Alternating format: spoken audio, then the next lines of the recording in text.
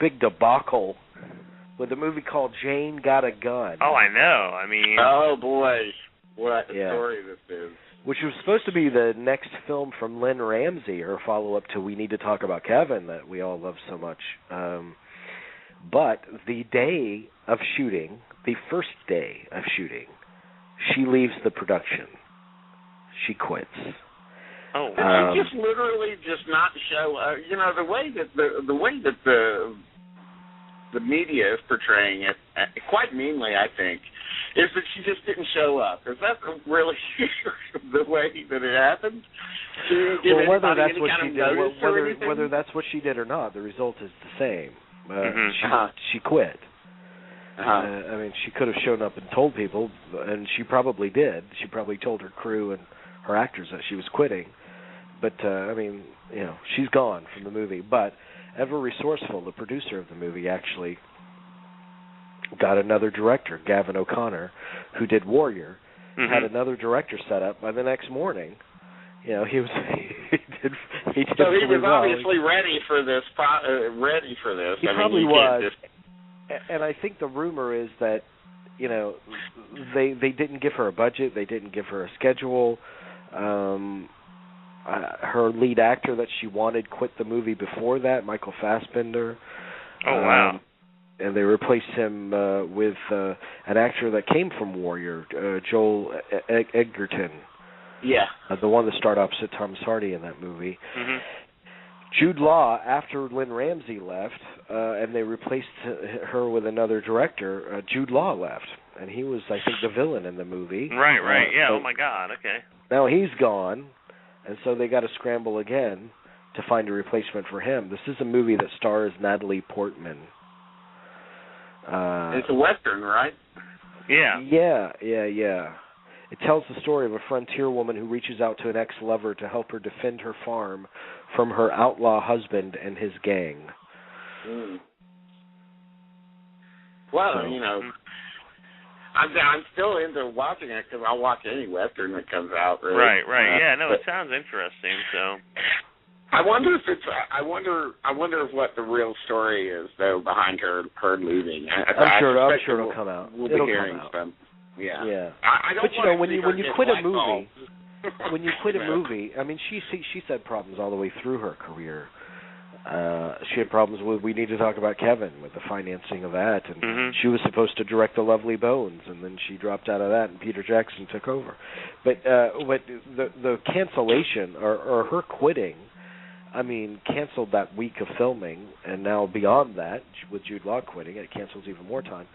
You know, they had like 175 extras that had been hired and were working, and then all of a sudden they have nothing to do, and they have to be sent home. And I mean, it's a big deal, and I'm sure they're eating money every single day because of this thing, tens of thousands of dollars.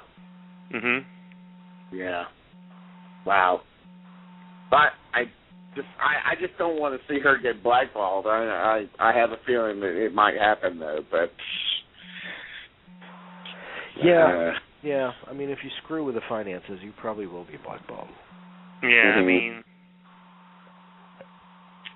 Yeah, that's just sad. Anyway, what else is going on, guys? Well, what about the Sorcerer news? The big news on Sorcerer. Oh, yeah. That's huge. I mean, it looks like that's finally going to get a release on Blu-ray. I mean, it looks like the whole notion that, you know, William Friedkin was suing each one of the companies. What was it, 20th Century Fox and Warner Brothers? I think so. Who it was? To try and figure out who had the rights to it, and that's been settled amicably, obviously, and so I guess William Friedkin is busy at work, you know, kind of restoring the film, and you know, it's set for release on Blu-ray, not, you know, sometime within this year. So, I mean, I don't know why that's news this week. Because he announced that like a couple of months ago. He said it's been settled, and we're remastering it now.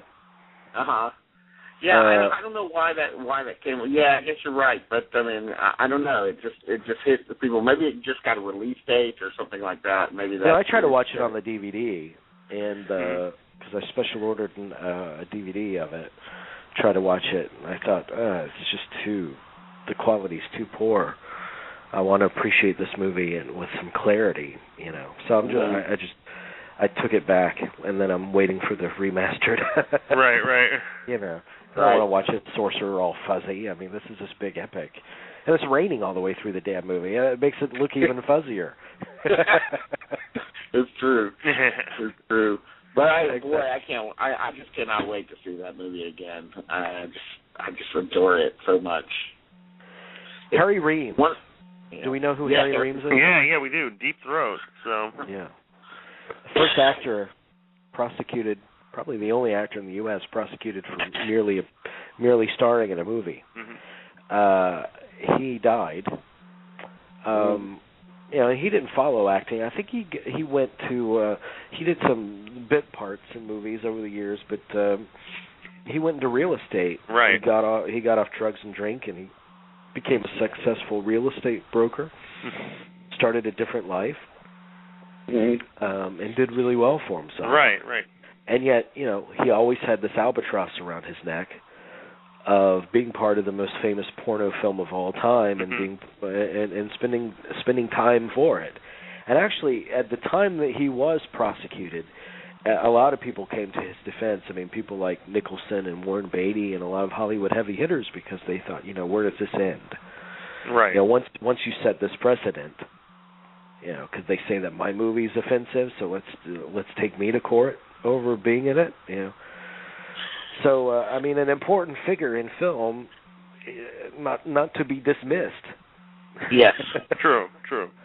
And see that documentary I talked about the other week, Inside Deep Throat, if our listeners out there haven't, because interesting story and fascinating characters behind it. And fascinating characters that we're going to see a lot more of, because we've got, 2 movies about Linda Lovelace? Yeah. So, we're going to, that's coming, so no pun intended, but yeah, that is Yeah. That's great, dude. You made it funny. That was good. Yeah. Mike Leigh has a dream project, Dean, which I'm sure you know about. Yes, I'm so excited. About one of the great British painters, J.M.W. Turner, and Sony Pictures Classics has decided to finance it. They did another year for Mike Leigh in 2010. At the film festival, where I saw that, a couple of years ago, he said that he was struggling to get financing for it because it was obviously going to be a very expensive project. And even more expensive than, say, Topsy Turvy was, because it's going to require a lot of location work, a lot of very unusual. He's got, Turner was a very eccentric painter, and just to give you an example, in order to get the best vantage point, he actually strapped himself to the head of a boat to get the best look at a raging sea and paint it. So he actually painted while strapped to the head of a boat. So this is something that you're going to, that's obviously going to be dramatized, and if it's dramatized, you can see where even just this one scene would be incredibly expensive to mount. So it's definitely going to be something different. It's Timothy Spall, but he's going to be working with a lot of cast members, actors that he's familiar with, and of course the lead in the movie is a Mike Leigh veteran. It's Timothy Spall. They haven't worked together for almost a decade now. I think the last movie they did together was All or Nothing, but before that, he had been in Life is Sweet and Topsy Turvy, and Secret Than Lies as well. So it'll be a nice reunion there, and it's gonna be exciting. I'm glad that it's ready to go. Yeah. Well, on the other end of the spectrum, Joel Silver is producing Escape from New York remake as a trilogy. Oh, wow. Trilogy. As a trilogy. So does this mean it's going to go to L.A. into another city, or does that mean the whole thing's they're just going to expand the first, just New York? What would be the other? What would be a third? What would be a third city? I don't know. Detroit. Yeah, I mean, there you go. I mean, what does he hook up with RoboCop or something in the third one? I would That'd say be cool. so. There was a RoboCop cameo in it. Who would be cast as the new Snake Plissken? Well, they were thinking a couple of years ago Gerard Butler, but I don't see that happening now. No, that wouldn't be any fun. 3 movies. I don't get the whole Gerard Butler thing. I don't know. Thomas Jane. No, I'm kidding. Well, let's think about it. Do you think they go with Jason Statham? No. I mean, he's good, but I just don't see that happening. I don't want to see a bald Snake Plissken. Snake Plissken's got to have some hair and stuff, you know. Like Tom Hardy. Have that mullet. I mean, Tom Hardy will get it then. You know what though? Tom Hardy might be the good choice.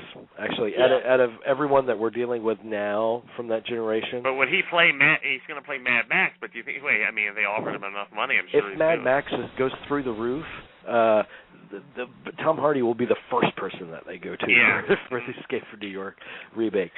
But but they can also go with another actor that isn't known for action roles. I mean, because Kurt Russell wasn't necessarily. No, he wasn't an action star at that point. I mean, really he was a Disney star at that point. Yeah, he played Elvis for John Carpenter. But previous to that, was that previous to that, or was that the first movie they did together? That was I think that was in '79. So I think that was the first movie they did together. Yeah. And you wouldn't automatically think, let's get the guy that played Elvis Presley to play our apocalyptic warrior.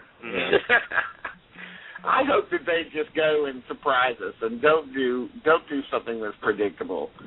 I mean, it'd be so much better if they go for something that's surprising, somebody that's surprising. As long as they keep Yaphet Kotto and Adrienne Barbeau, I'm happy.